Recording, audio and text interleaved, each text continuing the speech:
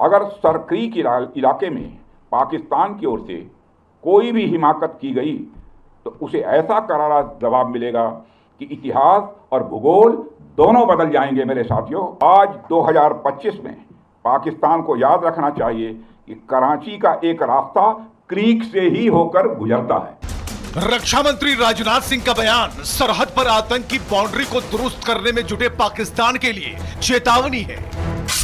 उस पाकिस्तान के लिए जिसकी नीयत में खोट होना मुहावरे का नाम है।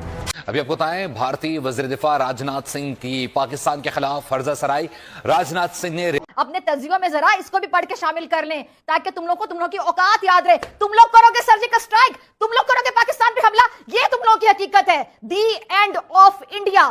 और उतार चढ़ाव पाकिस्तान और भारत के दरमियान जारी है। कभी लगता है कि जंगी जुनून जो इंडिया का है उसमें कमी आ गई है, लेकिन फिर लगता है कि शिद्दत अभी बाकी है। आज ही AFP की खबर के मुताबिक पाकिस्तान की अथॉरिटीज ने आज़ाद कश्मीर में लोगों को यह कहा है कि खुराक का जखीरा कर लें और दूसरी रोज़मर्रा इस्तेमाल की जो अशिया हैं उनको भी जमा कर लें, क्योंकि हो सकता है कि किसी वक्त भी कम अज़ कम कश्मीर के बॉर्डर पर जंग छिड़ जाए। और ये इस तनाजुर में ये बात हो रही है कि अमेरिका कोशिश कर रहा है कि पाकिस्तान और इंडिया के दरमियान एक फुल फ्लेज वॉर शुरू ना हो। दूसरी तरफ भारतीय वजीर दिफा राजनाथ सिंह ने स्टेटमेंट दी है कि ऑपरेशन सिंदूर अभी खत्म नहीं हुआ। जो कुछ भी हुआ है वो सिर्फ ट्रेलर था। अब जब भी सही समय आएगा हम पूरी पिक्चर दुनिया को दिखाएंगे। अच्छा, कभी पाकिस्तान के कभी किसी आपने डिफेंस मिनिस्टर को या किसी जनरल को सुना है कि वो कहता हो कि हम दिल्ली में आ जाएंगे, हम चंडीगढ़ में घुस जाएंगे, हम घुस जाएंगे? कभी आपने सुना? नहीं सुनेंगे। क्यों नहीं सुनेंगे? Pakistan doesn't act like this. Pakistan ऐसे नहीं काम करता, ठीक है? ये माइंडसेट है यहाँ पे। इंडिया के अंदर ये चीज बड़ी इंपॉर्टेंट समझी जाती है। वहाँ पे पॉलिटिकल क्लास जो है। रक्षा मंत्री ने साफ कह दिया ऑपरेशन सिंदूर पार्ट 1 ही हुआ है, ऑपरेशन जारी है। अगर कोई हरकत हुमाकत हुई तो फिर इससे भी भीषण जवाब मिलेगा। आपने शायद राजनाथ जी का बयान गौर से सुना नहीं, या आपने अपनी उर्दू बीच में घुसा दी है। कहा उन्होंने ये है कि पार्ट 2 बाकी है कि पार्ट 3 बाकी है, क्या कुछ कह नहीं सकते। अब वो तो उसके व्यवहार पर निर्भर करता है। आतंकवादी जैसी हरकत करेंगे वैसा जवाब दिया जाए। बस आगे बढ़िए, खुली आजादी है, जो करना चाहते हैं करिए। डिफेंस मिनिस्टर ने एक दफा फिर पाकिस्तान को जो है वो टारगेट किया है और इस दफा उन्होंने ये कह दिया है जनाब कि हम सरक्रीक के इलाके का जिक्र किया। That is a different thing. They don't talk about the. By the way, मैं सरक्रीक होके आया हूँ, मैंने देखा हुआ है।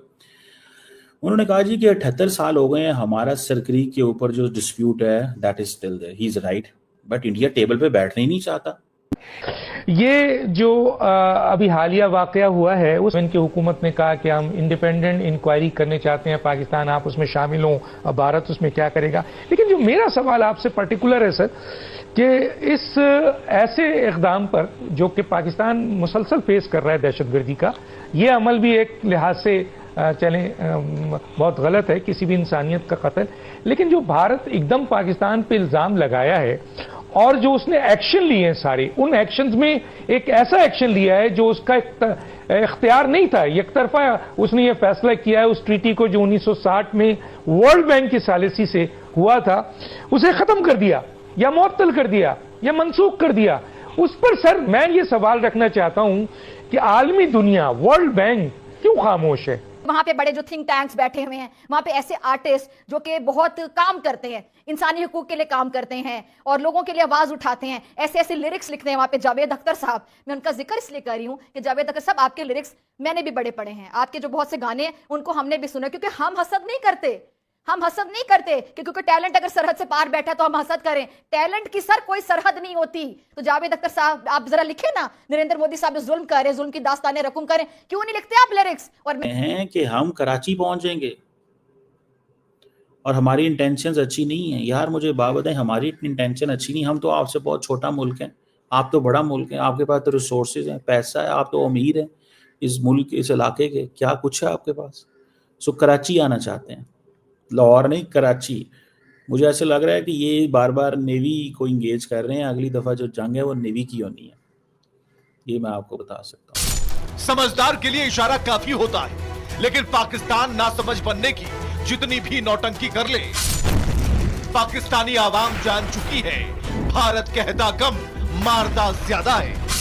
रक्षा मंत्री राजनाथ सिंह ने साफ कर दिया कि अगली बार ऐसा जवाब होगा कि पाकिस्तान का इतिहास और भूगोल दोनों बदल जाएंगे, क्योंकि फिर से गुस्ताखी की कोशिशें की जा रही हैं। पाकिस्तानी फौज सर क्रीक से सटे इलाके में मिलिट्री इंफ्रास्ट्रक्चर को बढ़ाना शुरू कर दिया है, जिससे पाकिस्तान की आतंक परस्त सोच की दीवार साफ दिखने लगी है, जिसमें कहा गया कि 1965 के युद्ध में भारतीय सेना ने लाहौर तक पहुंचने की क्षमता का प्रदर्शन किया था। आज 2025 में पाकिस्तान को याद रखना चाहिए कि कराची जाने का रास्ता इसी क्रीक से होकर गुजरता है। हम तुम्हें अपने आप पे इज्तिमाई रोना नहीं आता, तरस नहीं आता। What kind of a nation we are? क्या मसला है हमारा?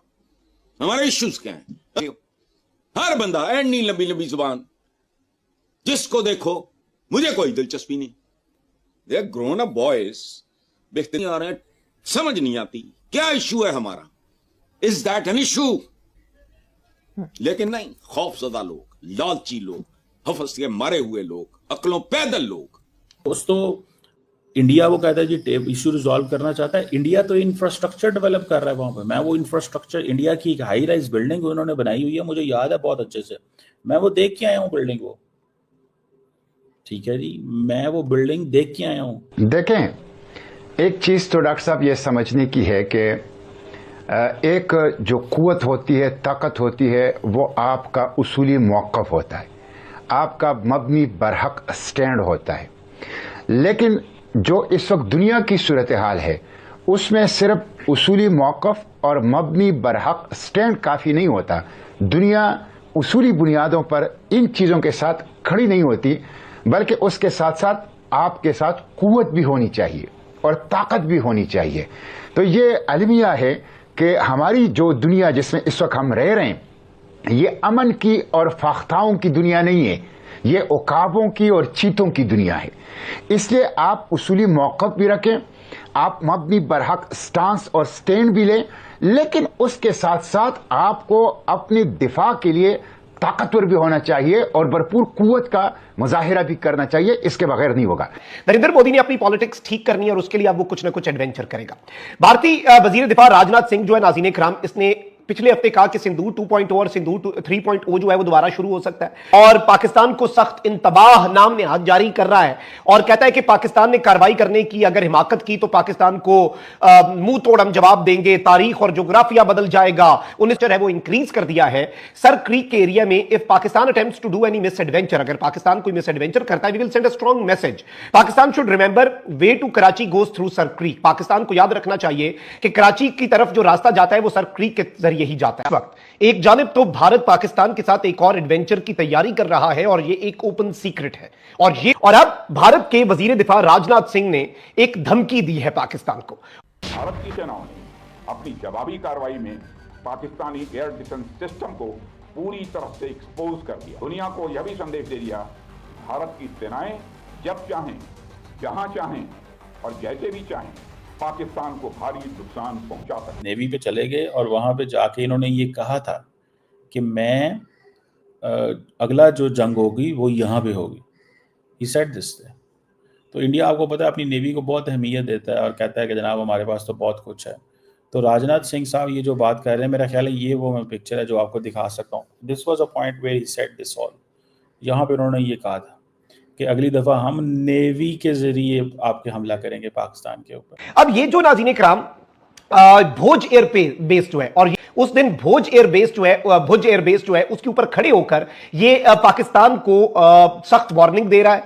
और बात भी इस वक्त पाकिस्तान को इस बात का अंदाजा है कि इस मर्तबा भारत जो है वो नेवी की साइड से, यानी एयर, अब भारत जो है वो सारे का सारा वजन जो है वो अपनी नेवी पे डालने जा रहा है और नेवल साइड से भारत जो है वो पाकिस्तान के साथ कोई एडवेंचर करेगा। हमारे इंटेलिजेंस रिपोर्ट्स, हमारे एनालिसिस इस हवाले से बहुत पहले से इशारे दे रहे हैं और उसने पाकिस्तान के ऊपर एक्यूजेशंस की भरमार की है और पाकिस्तान को ब्लेम किया है और कहा है कि अब भारत जो रिस्पॉन्स देगा वो पाकिस्तान के लिए बड़ा खतरनाक होगा। और ये एरिया जो है ये सर क्रीक का एरिया है।